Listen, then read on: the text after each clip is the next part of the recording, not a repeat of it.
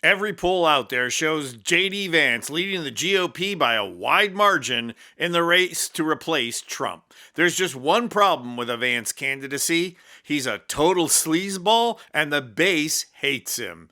And he just proved again how sleazy he is by trying to take the middle of the road on anti-Semitism. I'm going to show video of Vance ducking the question on anti-Semitism and the conservative Jewish reaction to it. So hit that subscribe button so we can continue to bring you the kind of media and cultural analysis that corporate media won't touch with a 10-foot pole. And there is nothing mainstream media is more afraid of than the concept and practice of anti-Semitism. So on the one hand, the media has no problem supporting the concept that criticizing Israel is itself anti-Semitic, which it's not. Ask any member of the Hasidic sect if criticizing Israel is anti-Semitic, and you'll get one answer: no. But on the other hand, the political right is littered with actual and unapologetic anti-Semitic influencers. People like Candace Owens, Tucker Carlson, and the more explicitly anti-Semitic Nick Fuentes. And mainstream media won't talk about that either. So Fuentes can go on his little show and say things like this, and corporate media is silent because he's a Trump supporter. As long as you are loyal to Israel in any way, as long as you are advocating for America to give its money to Israel, to send its people to die for Israel, you are not loyal to America.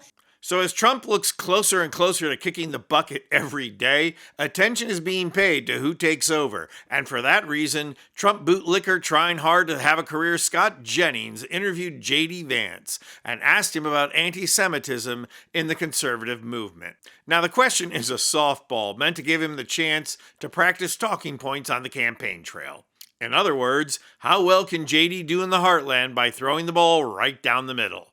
Because on the one hand, MAGA is filled with anti-Semitic people, and you need them to vote. On the other hand, Wall Street conservatives and independents are not big on anti-Semitism. So Jennings pitched it up to Vance, and here's how JD answered. Listen. Conversation in the conservative world about certain kinds of views that have been espoused by certain kinds of people, and they try to drag you into this conversation all the time. Just for the record, does the conservative movement need to warehouse anybody out there espousing anti-Semitism in any way?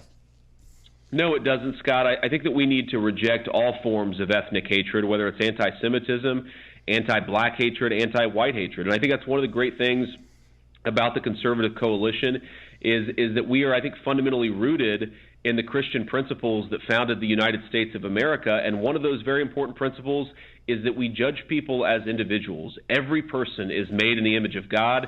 You judge them by what they do, not by what ethnic group they belong to. And I think that principle is important. It's something we got to hold on to in the conservative movement. Notice how Jennings phrased it. It's actually not about the issue, but about the Republican Party. And of course, Vance is going to find convenient ways to spin the question, and he certainly did, equating anti-Semitism with anti-black and anti-white behaviors and attitudes. So Vance was mighty proud of himself with his fancy footwork, but conservative Jewish voters were not. Here are just a few reactions. Which is why Scott Jennings was asking you that question. But if you don't have the wherewithal to actually see a problem, then there is no way that you can fix a problem. And who the hell do you think you are if you want to be the leader of the 2028 GOP if you don't know how to fix problems? This is really simple. You can't fix a problem if you don't acknowledge that there is a problem. And there is rampant Jew hatred on the right side of the aisle at this moment in time. But JD Vance would rather scuttle the GOP's chances, not just in 2028, but in 2026 as well, because it's not currently politically convenient for him. And that's the problem. He's not just putting party over politics. He is putting his personal politics over his own party. And that party is currently getting destroyed by the exact people that Scott Jennings was trying to get JD Vance to acknowledge. Avital Chiswick Goldschmidt also commented on Vance's wishy-washy answer, posting, "The right is picking up on the left's use of anti-Semitism and all kinds of hate language. The same refusal to respond to a question about anti-Semitism on its own.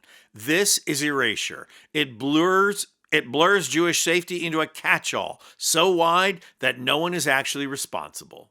David Shore was a lot more concise with his response. He posted, "That's a very long answer that could have been just no." But the best response came from Commentary's Abe Greenwald, who reminded us all that Judaism's greatest gift to Western civilization was not the Bible, but sarcasm. Greenwald wrote, "So good to hear Vance rejects all that anti-white bigotry on the right. Vance is far ahead in the polls. So is Mitt Romney. Look how that turned out. The base did not turn out for him. And MAGA is not going to turn out for Vance. So you go, JD. Wall Street loves you. They're the only ones that do." I'm Anthony Vincent Gallo for Occupy Democrats. And if you like this video, please hit the like button and subscribe to our channel. You'll not only help out our channel, you'll be taking concrete action and helping get rid of Trump and the MAGA movement who ushered him in.